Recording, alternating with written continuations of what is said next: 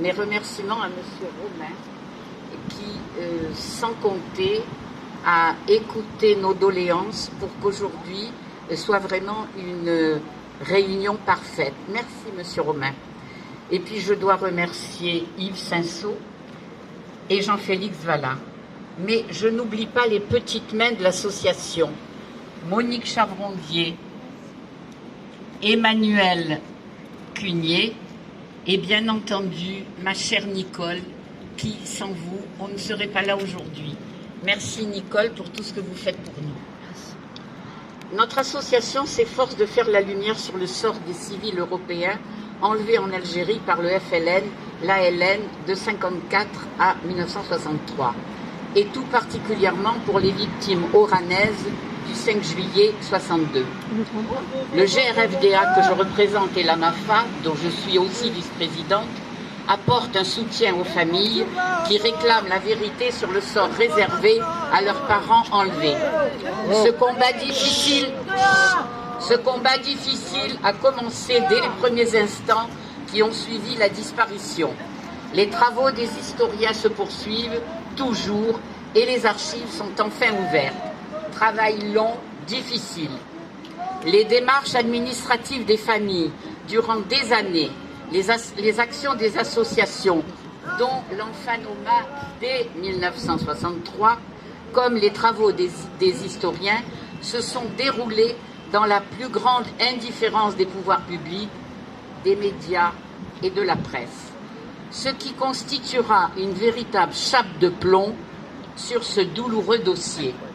Les familles et les associations étaient guidées par la recherche de la vérité et tout particulièrement sur le droit de savoir ce qu'il était advenu des 1700 civils portés disparus et des 652 militaires. Depuis très peu de temps, nous avons constaté un début de reconnaissance.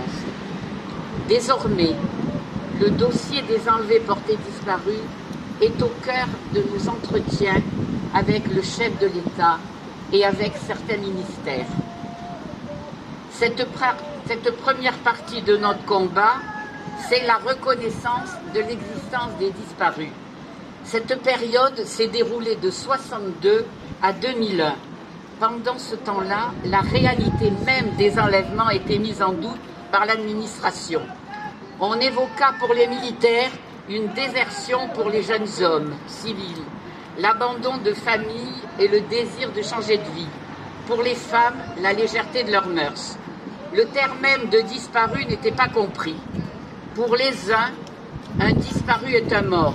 Pour les autres, quelqu'un qui s'est volontairement évanoui dans la nature.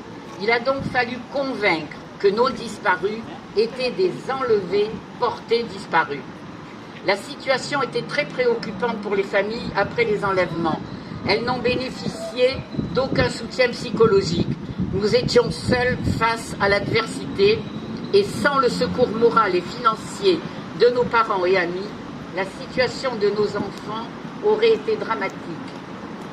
Le gouvernement français, niant le chaos régnant dans le nouvel État indépendant et soucieux de favoriser à tout prix l'harmonie des rapports avec le pouvoir algérien, estima le dossier des enlevés portés disparus très encombrant.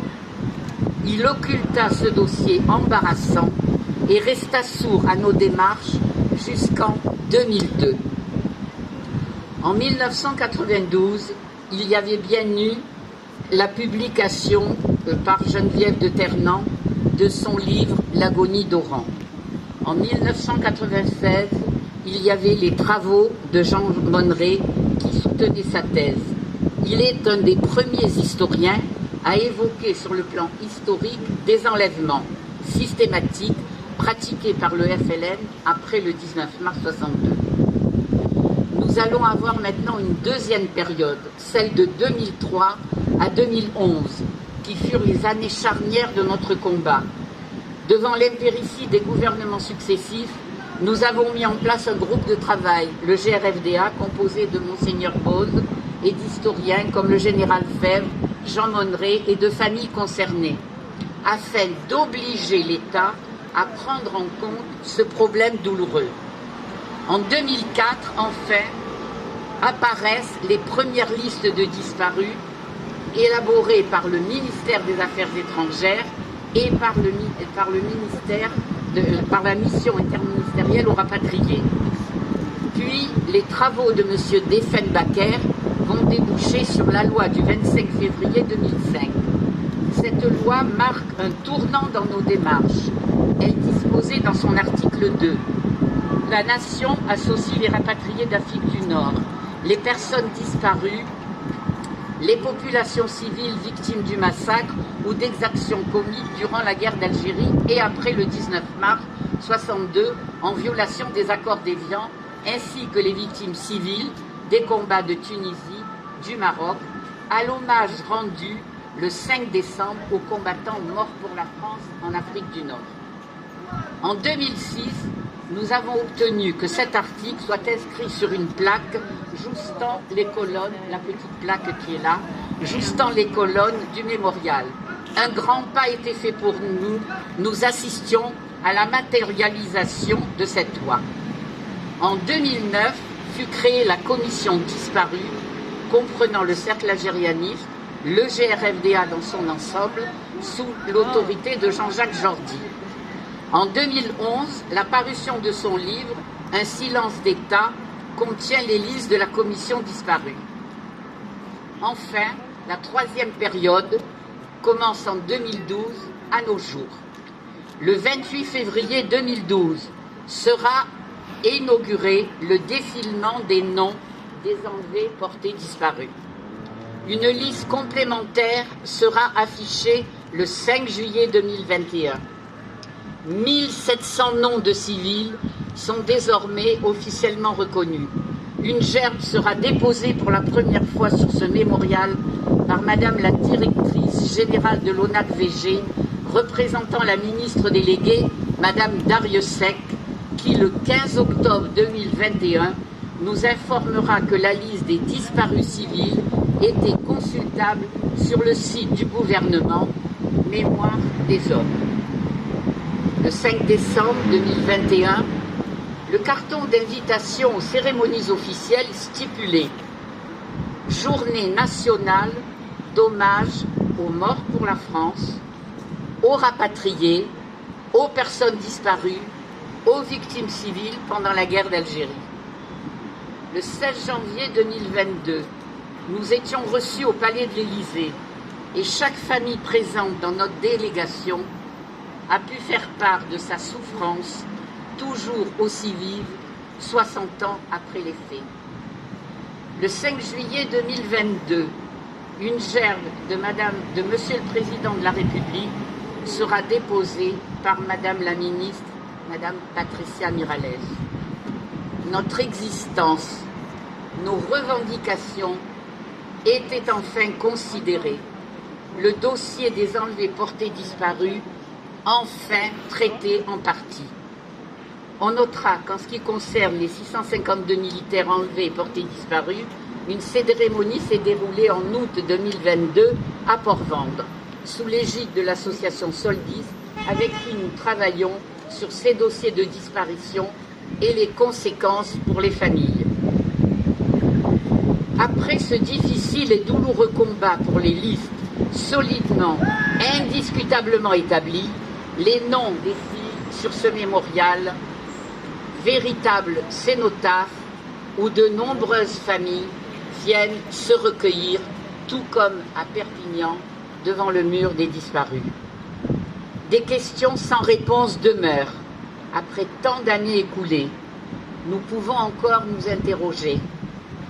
Que sont devenus nos disparus? Comment sont-ils morts? Dans quel lieu reposent leurs dépouilles? Les parents, ceux qui survivent, bon nombre sont morts de chagrin. Et les enfants sont toujours dans l'angoisse et l'incertitude.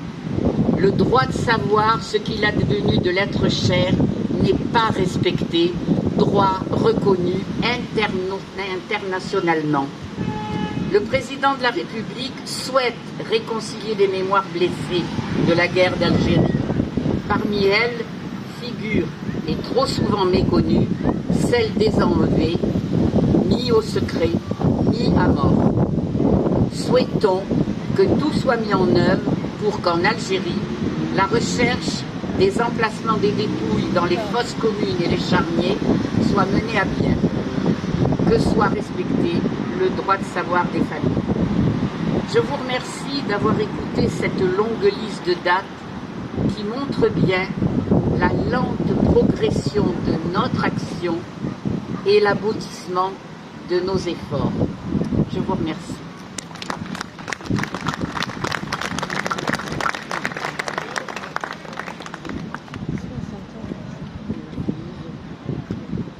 Nous allons procéder au dépôt de gerbes. Gerbe de l'Enfanoma par Madame Ferrandis, vice-présidente de l'association.